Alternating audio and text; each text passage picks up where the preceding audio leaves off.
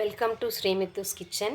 இன்றைக்கி நம்ம இந்த பிரண்டையில் தொக்கு பண்ண போகிறோம். இது ஒரு மாதம் கூட ஸ்டோர் பண்ணி வச்சு நம்ம இதை செஞ்சு வச்சுக்கிட்டோம்னா வச்சு சாப்பிட்லாம். இது உடம்புக்கு ரொம்ப நல்லது. நிறைய பேருக்கு இது எப்படி செய்யறதுன்னு தெரியாது. ஆனால் இது மூட்டு வலிக்கு இதுக்கெலாம் உடம்புக்கு நல்லது. அதனால் இது இன்றைக்கி எப்படி செய்கிறதுன்னு பார்க்கலாம். நீங்களும் ட்ரை பண்ணி பாருங்கள். இப்போ இதை எப்படி க்ளீன் பண்ணுறதுன்னு பார்க்கலாம். இந்த மாதிரி இந்த ஃபஸ்ட்டு அந்த இதை ஓரத்தை நல்லா அப்படி கட் பண்ணிவிட்டு இந்த 4 சைடும் இருக்கிற இந்த எட்ஜ் இருக்கு இல்லையா, இதை நம்ம அப்படியே எடுத்துடணும். நார் வந்துடும் பாருங்கள். இப்படி பண்ணிவிட்டு அப்படியே நார் வருது இல்லையா, அந்த மாதிரி 4 சைடும் இப்படி எடுத்துருங்க.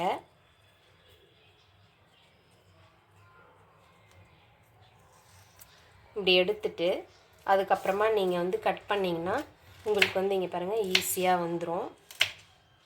இந்த மாதிரி பாருங்க அழகாக வருது.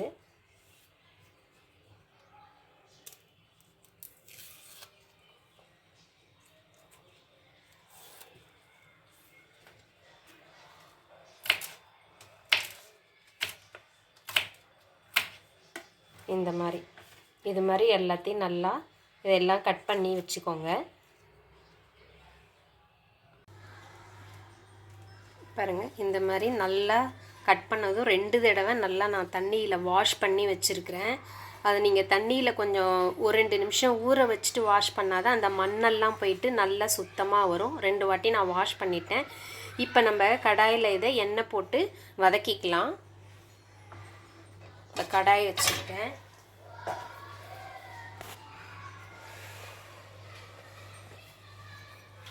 அடுப்பை பற்ற வச்சுக்கலாம். நான் இதில் எண்ணெய் போடுறேன்.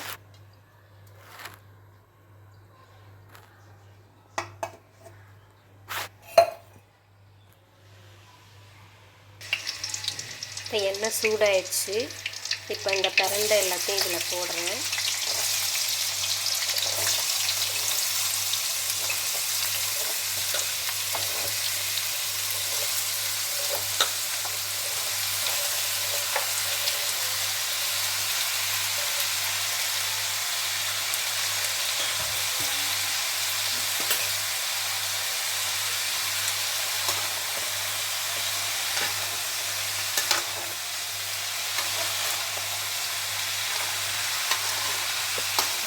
இதை நல்லா வதங்கணும்.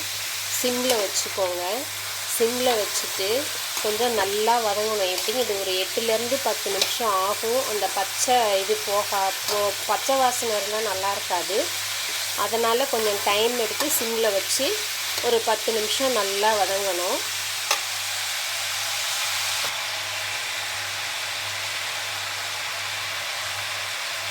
இது கூட கொஞ்சம் நான் பூண்டு சேர்த்துக்கிறேன். கொஞ்சமாக வெங்காயம்லாம் சேர்க்கல. ஏன்னா வெங்காயம் சேர்த்தோம்னா ரொம்ப நாளைக்கு இருக்காது. அதனால் நான் பூண்டு மட்டும் சேர்த்துக்கிறேன். நல்லா வதங்கட்டும். இப்போ பாருங்கள், இப்போ கொஞ்சம் நல்லா பாதி அளவு வதங்கி இருக்குது. இந்த ஸ்டேஜில் கொஞ்சம் இதுக்கு திட்டமாக புளி சேர்த்துக்கலாம். அதுக்கப்புறம் கொஞ்சமாக கொத்தமல்லி தழை. நிறைய சேர்க்கக்கூடாது. நிறைய சேர்த்தா இந்த பூண்டு ஃப்ளேவரும் கொத்தமல்லி தழை ஃப்ளேவரும் இதுவாகிடும். அதனால் கொஞ்சமாக தான் சேர்த்துருக்கேன் நான்.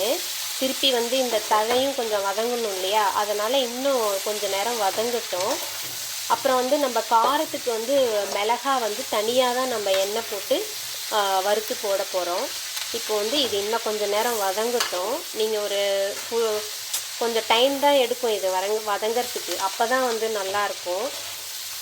இப்போது இன்னொரு நான் இது மறந்துட்டேன். இதை க்ளீன் பண்ணும்போது நான் இந்த இது எப்படி பண்ணணும்னு சொன்னேன் இல்லையா. இப்போ கையில் ஆயில் அப்ளை பண்ணிவிட்டு தான் க்ளீன் பண்ணணும். இல்லைன்னா கை அரிப்பு எடுத்துரும். அதனால் எந்த ஆயிலாக இருந்தாலும் பரவாயில்ல, நல்லா கையில் ஆயில் அப்ளை பண்ணிவிட்டு அதுக்கப்புறம் தான் நம்ம க்ளீன் பண்ணணும். இப்போ இது இன்னும் கொஞ்சம் நேரம் வதங்கட்டும். பாருங்கள், இப்போ நல்லா வதங்க ஆரம்பிச்சிருச்சு. இப்போ இதுக்கு நான் தேவையான அளவு நான் உப்பு சேர்த்துக்கிறேன். உப்பு சேர்த்து இதை நல்லா கலந்து விட்டுட்டு நான் கீழே இதை இறக்கி வச்சுட்டு நான் வந்து எனக்கு இப்போ 2 கிலோ பிரண்டை தொக்கு வந்து ஆர்டர் பண்ணாங்க. அது ஃபுல்லாக போட்டால் உங்களுக்கு அது நிறையா டைம் எடுக்கும் தான் நான் வந்து ஒரு பாதி அளவு மட்டும் உங்களுக்கு காட்டுறதுக்காக நான் பண்ணியிருக்கேன். இப்போ வந்து இதை நான் இறக்கி வச்சிடுறேன். கீழே வதங்கிருச்சு. இப்போது வேறு ஒரு கடாய் வச்சுருக்கேன். இதில் வந்து ஒரு 50 கிராம் உளுந்து, அந்த 50 கிராம் உளுந்து வந்து இதை வந்து நம்ம வறுத்து எடுத்துக்கணும். ஸ்லோ ஃப்ளேமில் வச்சு நல்லா வறுத்துக்கணும். பாருங்கள், இப்போது உளுந்து வந்து வறுத்துருக்க பொன்னிறமாக வந்துருச்சு. இப்போ இதை வேறு தட்டில் வந்து மாற்றிக்கலாம். இப்போ இது கூடவே ஒரு கைப்பிடி அளவு எள்ளு, நான் வந்து வெள்ளை எள்ளு தான் எடுத்திருக்கேன். இது எள்ளும் உளுந்தும் தான் இதுக்கு ஹைலைட்டு, ரொம்ப நல்லாயிருக்கும். இது நல்லா சூடேறினதும் இந்த எள்ளு நம்ம போட்டோம்னாலே பாருங்கள் வெடிக்க ஆரம்பிக்கும். நல்லா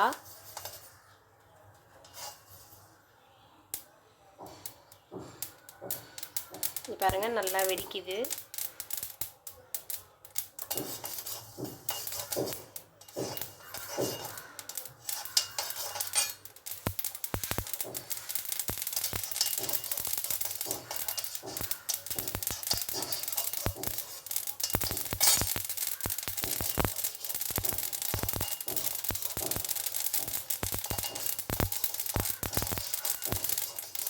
இப்போது இதை வந்து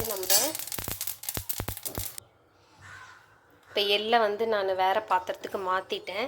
இப்போ வந்து 1 டேபிள் ஸ்பூன் எண்ணெய் விட்டு மிளகாய் வறுத்துக்கலாம்.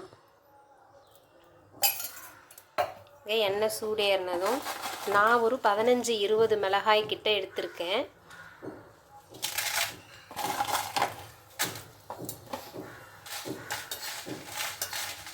காரம் வந்து உங்களுக்கு ரொம்ப காரமாக வேணுமா இல்லை கம்மியாக வேணுமோ அதுக்கு தகுந்த மாதிரி நீங்கள் மிளகாய் சேர்த்துக்கோங்க.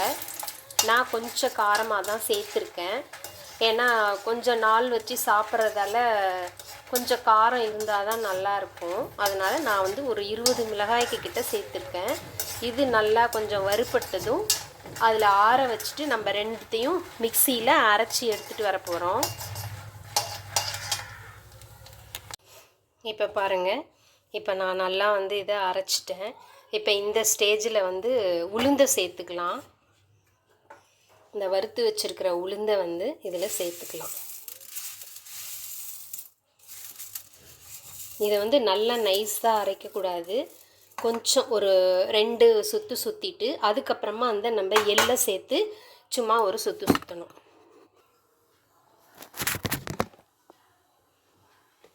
இப்போ பாருங்கள், இது வந்து ஃபுல்லாக நம்ம அரைச்சிட்டு வந்தாச்சு. இங்கே பாருங்கள், நல்லா அரைச்சாச்சு. இப்போ வந்து நம்ம வாணலில் எண்ணெய் விட்டு தாளிச்சிக்கலாம். பாருங்கள், வாணலில் நான் ஒரு 50லேருந்து 75 கிராம் எண்ணெய் விட்டுருக்கேன். இப்போ இதுக்கு தேவையான அளவு கடுகு மட்டும்தான் போட்டிருக்கேன். ஏன்னா உளுந்துலாம் நம்ம இதில் வறுத்து போட்டு அரைச்சிருக்கோம், அதனால் கடுகு மட்டும் போட்டிருக்கேன். இப்போ கடுகு வெடித்ததும் நம்ம அரைச்சதை வந்து சேர்த்துடலாம்.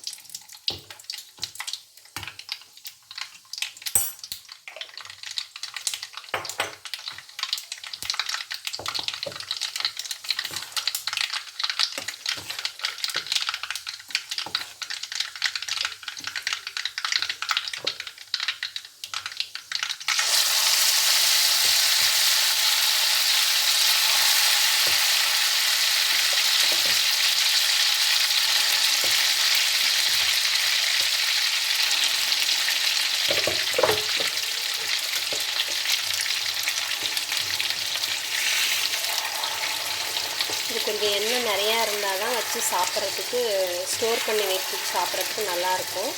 அதனால தான் கொஞ்சம் எண்ணெய் நான் அதிகமாக விட்டுருக்கேன். இதை வந்து இன்னும் ஸ்லோ ஃப்ளேமில் வச்சு நல்லா அந்த தண்ணியெலாம் வந்து சுண்டி நல்லா திக்காக வரணும், தொக்கு மாதிரி. அது வரைக்கும் இதை ஸ்லோவாக வச்சு நம்ம கிண்டி விட்டுக்கிட்டே இருக்கணும். பாருங்கள், இப்போ வந்து சிம்மில் வச்சு நல்லா வந்து எண்ணெய் பிரிஞ்சு அந்த அளவுக்கு நல்லா கட்டி ஆயிடுச்சு. இந்த சமயத்தில் இதை நல்லா இறக்கி ஆற வச்சுட்டு நீங்கள் ஒரு பாத்திரத்தில் ஒரு பவுலில் எடுத்து நல்லா ஆறுனது ஃப்ரிட்ஜில் ஸ்டோர் பண்ணி வச்சுக்கிட்டு சாப்பிட்லாம். இது ரொம்ப நல்லாயிருக்கும். இட்லி, தோசை, சூடான சாதத்துக்கு போட்டு சாப்பிடவும் நல்லாயிருக்கும். நீங்கள் ட்ரை பண்ணி பாருங்கள். கமெண்ட் பண்ணுங்கள், ஷேர் பண்ணுங்கள், சப்ஸ்கிரைப் பண்ணுங்கள். மீண்டும் ஒரு அடுத்த புது டிஷ்ஷில் பார்க்கலாம். தேங்க்யூ.